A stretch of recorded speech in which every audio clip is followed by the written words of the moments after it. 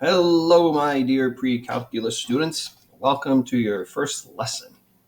This is actually chapter 1.1 in your book. I do indeed recommend that you grab one of these books when the library opens, but if you can make do with the online resources, some people can do that just fine. I personally like the books more, but I was born in 1972, so. All right. So what I'm going to do for you is for each lesson, at least for the first few weeks, and we'll see how this goes, I'm going to have a PDF which you can print off that looks exactly like this. These are actually the notes that I would have passed out to you in class had we been in class. Since we're not in class, I'm giving you a PDF that you may print out and you can follow along as I talk about the lesson. However, obviously, you do not have to print out this PDF. There's nothing that I'm doing on here that you could not just use a graph paper notebook to take notes on. So either works. Print this out or just use a graph paper notebook to take notes. I do advise, though, however, that you do take notes because pre-calculus is kind of hard. It's the first math class that you don't actually have to take. There are easier math classes if all you want is a fourth credit of math in high school.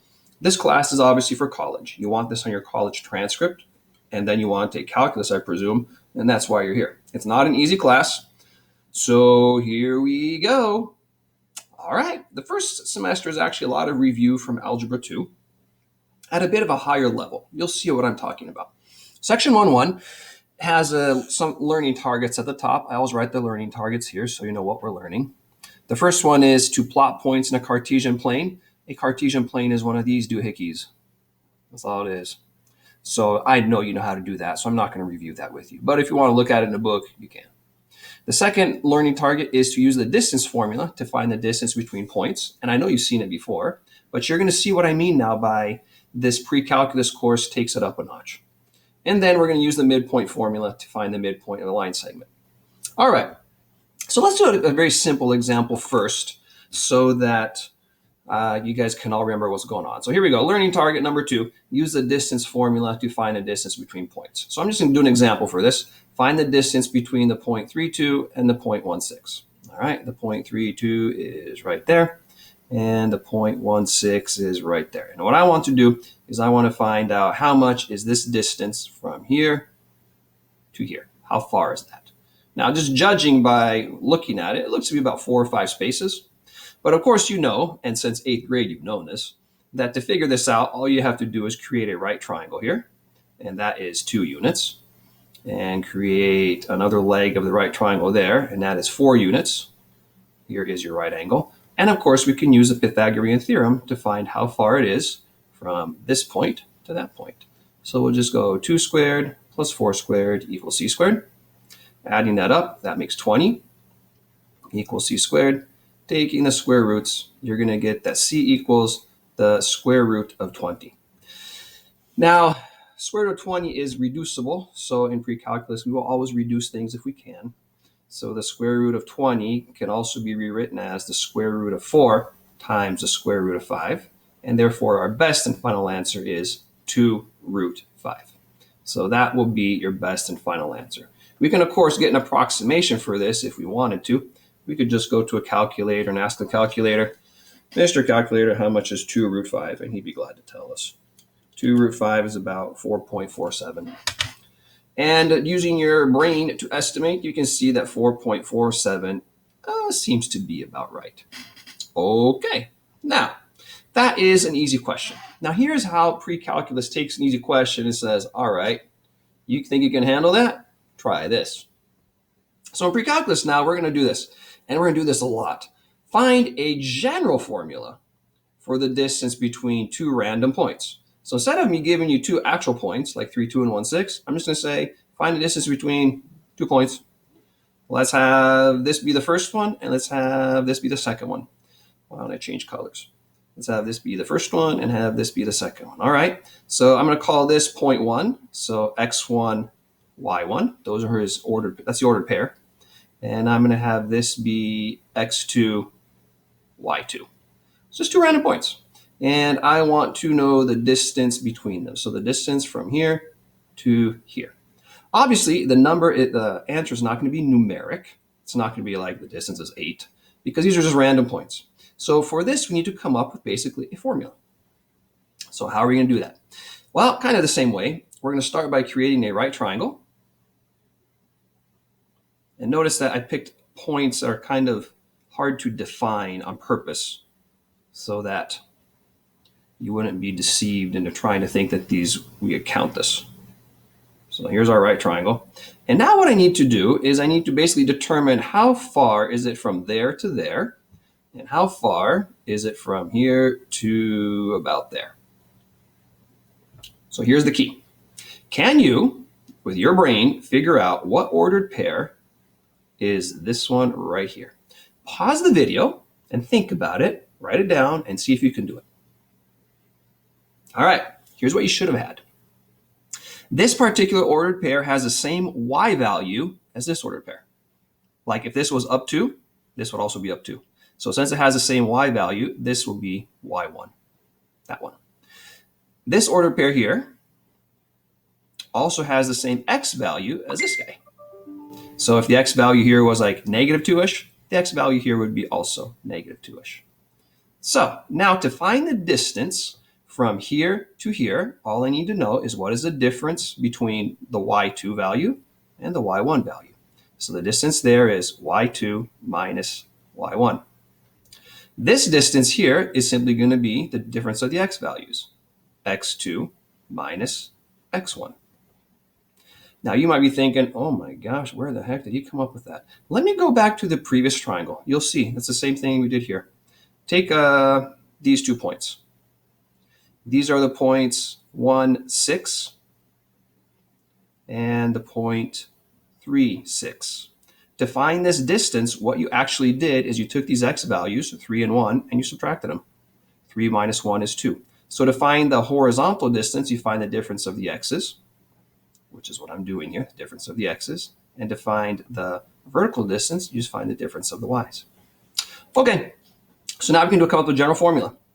I know that x2 minus x1, which is this distance squared, plus y2 minus y1 squared, which is this distance, will equal c squared. And by c, of course, I mean that distance.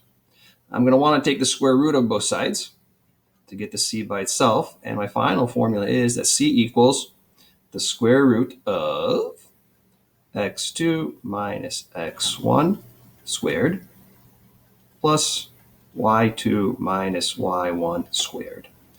Oops, I don't know what that is. Hang on a second. Minus y1 squared. There we go.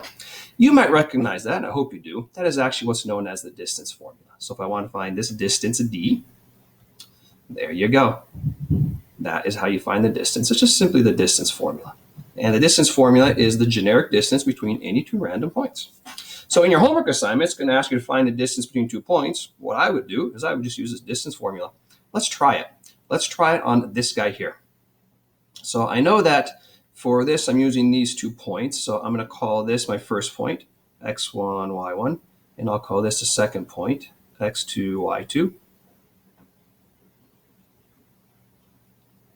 And let's see if it works. So the distance ought to be the square root of x2, which is 1, minus x1, which is 3, y2, which is 6, and then minus y1, which is 2. So let's see what we get. We get that the distance is the square root of negative 2 squared plus 4 squared.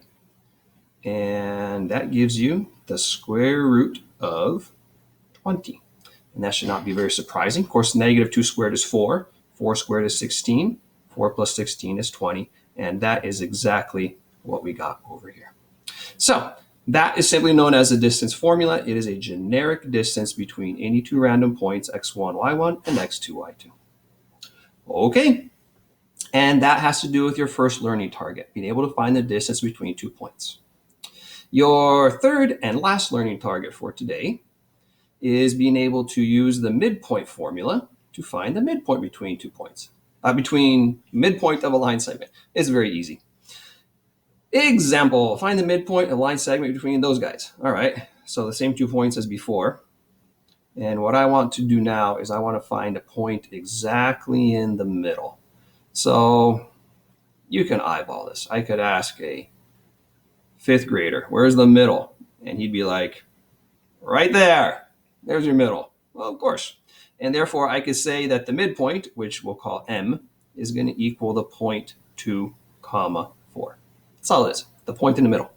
Now, how could you actually find that if the points weren't so pretty? What if it was a little bit more difficult to find?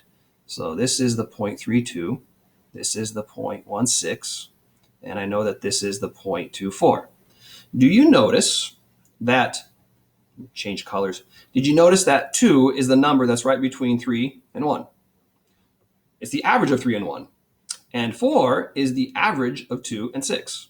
So really, to find the midpoint, all you have to do is find the average of the x values and the average of the y values.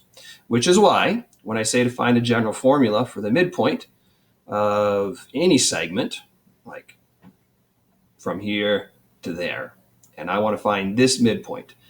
So if these are just the points x1, y1, and this were to be x2, y2, what would be the ordered pair in the middle? Well, it'd just be the average. So we could write it this way. The midpoint is going to be, well, how do you find the average? You add the points together, and you divide by 2, comma, y1 plus y2, divided by 2. So it's the average of the y's and then the average of the x's. Let's see if this actually works. So let's do our previous example. And now let's go ahead and try to find the midpoint using this formula. So let's have 3, 2 be my x1 and y1. And let's have this be my x2 and y2. Let's see if it works.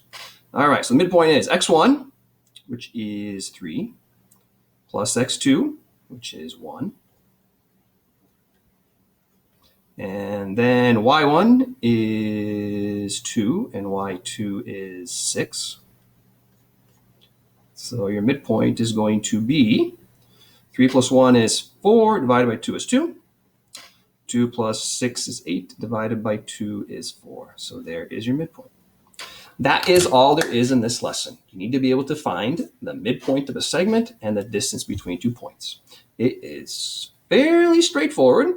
The only hard part, of course, is generalizing. So I have no doubt today that you can answer all of the questions. But the thing you need to start doing with your brain is you need to get your brain to be able to wrap itself around stuff like this. Stuff that is written in general form without any numbers. Okay? And as we go, you're going to get better at it. So stick with me. Don't get discouraged on day 1. And of course, if you have questions on the assignment, because some of the questions are pretty hard. This is a pre-calculus book. It's like they'll throw some curveballs at you. Meet me at Google Meets. You know when, you know where. Every Monday and every Thursday at 12 o'clock. All right. This is the end of lesson 1. I'll see you soon for lesson 1, 2. Bye.